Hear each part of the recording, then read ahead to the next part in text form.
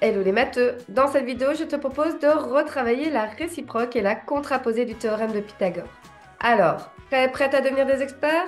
C'est parti!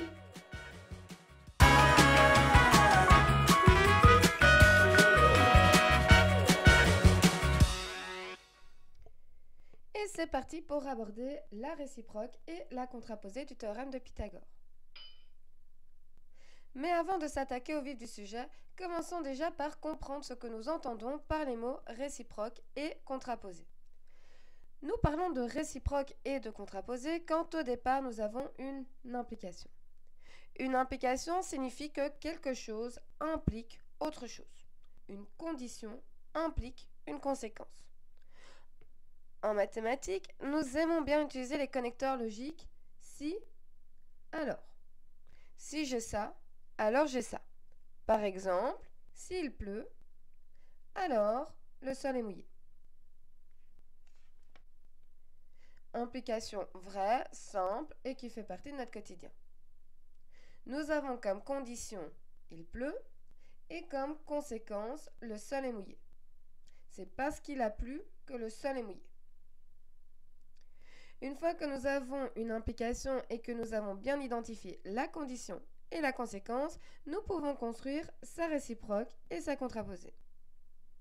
Dans les deux cas, nous allons inverser la condition avec la conséquence, soit en gardant l'affirmation pour la réciproque, soit en ajoutant de la négation pour la contraposée. La réciproque devient donc « si le sol est mouillé, alors il pleut ». Et la contraposée, quant à elle, ajoute la négation et devient « si le sol n'est pas mouillé, alors il ne pleut pas ».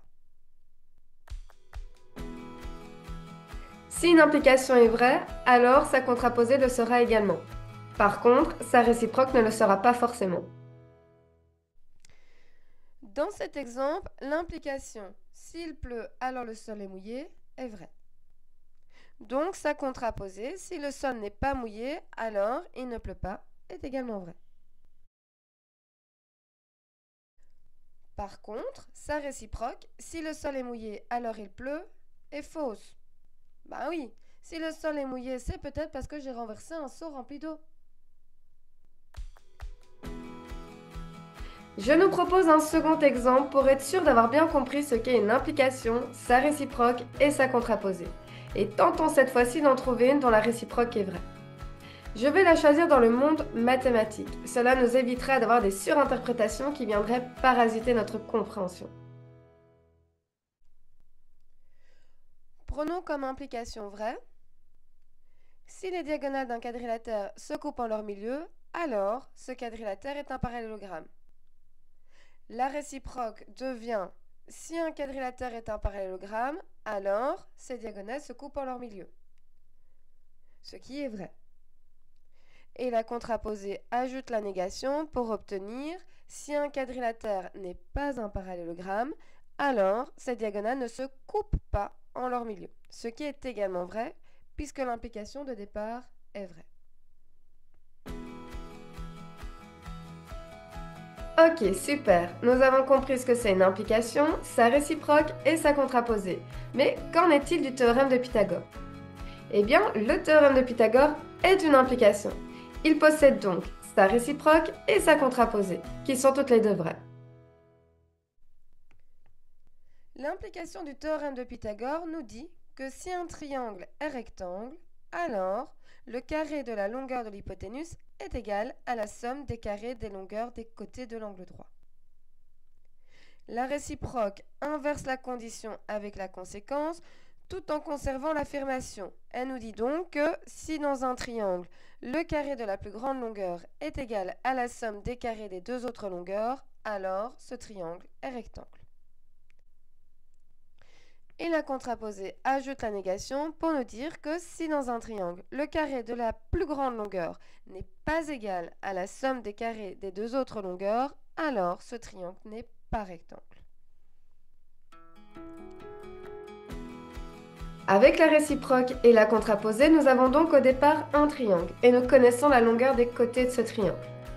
La réciproque nous permet de prouver que ce triangle est rectangle, tandis que la contraposée nous permet de prouver que ce triangle n'est pas rectangle. en vérifiant simplement si la formule de Pythagore fonctionne ou pas avec ce triangle. Voyons ça concrètement. Nous avons au départ le triangle ABC et nous connaissons la longueur de ses trois côtés. Le côté AB mesure 6, le côté BC mesure 8 et le côté AC mesure 10. Mais nous ignorons si ce triangle est rectangle. Nous allons donc vérifier si la formule de Pythagore fonctionne avec ce triangle. Pour commencer, nous devons identifier la plus grande longueur. Pourquoi ? Parce que si le triangle est rectangle, cette longueur sera celle de l'hypoténuse. Dans ce cas-ci, la plus grande longueur est 10. Nous allons donc vérifier si 10 au carré est égal à 6 au carré plus 8 au carré. Vous remarquerez qu'il y a un point d'interrogation sur le égal. Ah oui, nous ignorons pour le moment si c'est égal. Nous nous demandons justement si c'est égal. On se pose la question, donc point d'interrogation. Ensuite, il suffit d'effectuer les calculs. 10 au carré, ça fait 100, 6 au carré, 36 et 8 au carré, 64.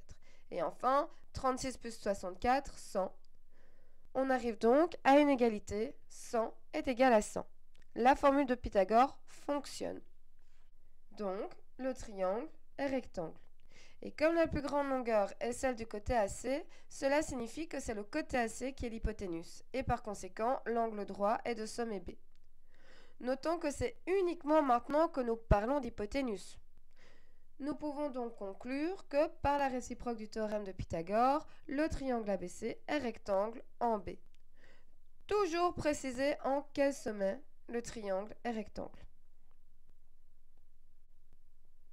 Passons maintenant à la contraposée. Nous démarrons avec le triangle DEF, tel que le côté DE mesure 5, le côté EF mesure 7 et le côté DF mesure 9. Et nous aimerions savoir si ce triangle est rectangle. Pour commencer, on identifie la plus grande longueur. Ici, c'est 9. Ensuite, nous allons vérifier si la formule de Pythagore s'applique avec ce triangle. Donc, est-ce que 9 au carré est égal à 5 au carré plus 7 au carré? On calcule les carrés, donc est-ce que 80 est égal à 25 plus 49? 25 plus 49 étant égal à 74, nous arrivons à une inégalité. 80 n'est pas égal à 74. La formule de Pythagore ne fonctionne donc pas avec ce triangle. Vous relevez la négation? Nous sommes bien dans la contraposée. Ce triangle n'est pas rectangle. Nous pouvons donc conclure que, par la contraposée du théorème de Pythagore, le triangle DEF n'est pas rectangle.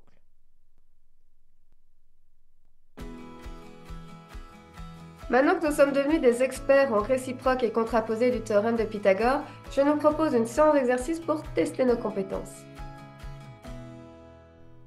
Voici deux triangles dont nous connaissons la longueur de chaque côté, mais nous ignorons si ces triangles sont rectangles.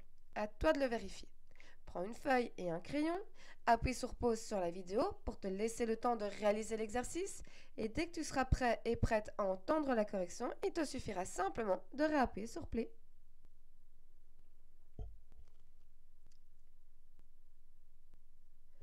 Alors, premier triangle, on identifie la plus grande longueur, il s'agit de TR, donc on vérifie si 17 au carré est égal à 8 au carré plus 14 au carré.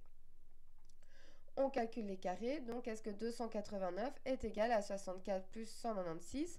64 plus 196 étant égal à 260, on arrive à une inégalité. Ce n'est pas égal, négation, donc c'est la contraposée, le triangle n'est pas rectangle. Nous pouvons ainsi conclure que, par la contraposée du théorème de Pythagore, le triangle TSR n'est pas rectangle. Deuxième triangle, à nouveau, on repère la plus grande longueur, ici c'est 13, donc est-ce que 13 au carré est égal à 5 au carré plus 12 au carré? On calcule les carrés, est-ce que 169 est égal à 25 plus 144?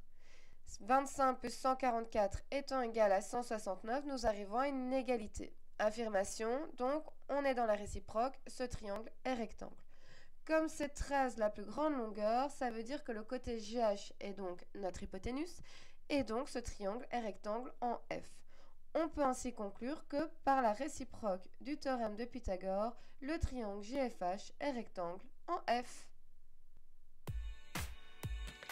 Et voilà, j'espère que cette vidéo t'aura aidé. N'hésite pas à le dire en commentaire. Si tu as des questions, tu peux également les déposer en commentaire et j'essaierai d'y répondre du mieux que je peux.